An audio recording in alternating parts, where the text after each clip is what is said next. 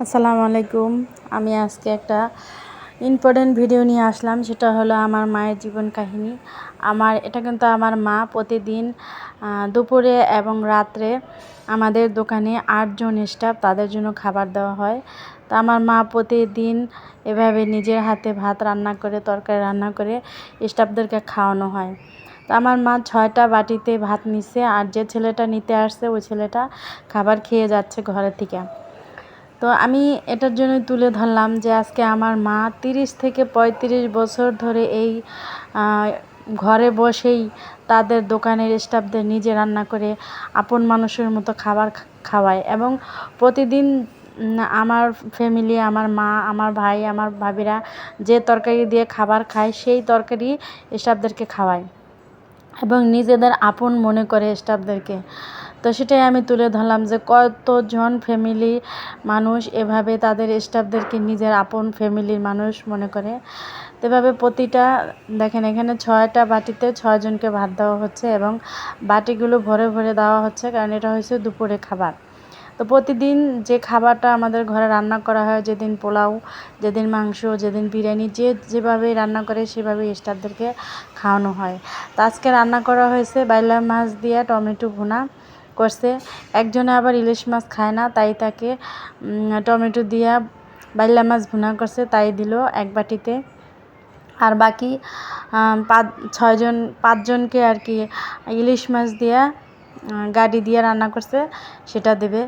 তো আর দেবে ডালটা যে রান্না করছে, ডালটাও কিন্তু দেখেন 1 পিস মাছ, টমেটোর ঝোল এবং অনেক মজা করে কিন্তু রান্না করছে। আর বিশেষ করে মাছের যে দাম, এই যে একজনকে দিয়েছে ইলিশ মাছ দিয়ে গাড়ির তরকারি।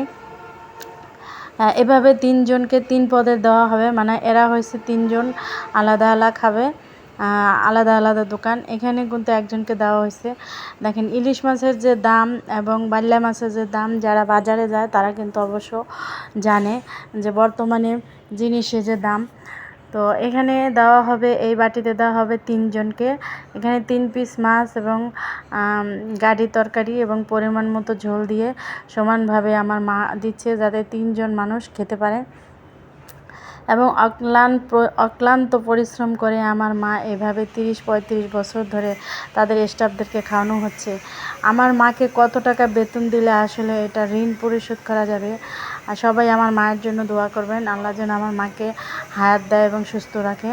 এই দেখেন প্রতিটা বাটিতেই সে মাছ এবং পরিমাণ মতো মাছ এবং তরকারি ঝোল দিয়েছে, স্টাফরা যেন খেতে পারে।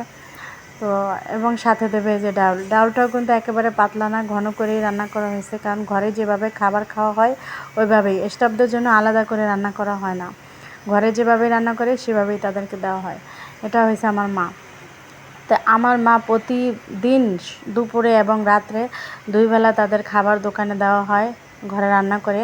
অবশ্য বুয়া আছে, তারা হেল্প করবে, আমার ভাবি আছে, তারাও হেল্প করে। এই যে এই ছেলেটা খাবার খেয়ে এবং বাকি 6 জনের জন্য খাবার নিয়ে যাইতেছে।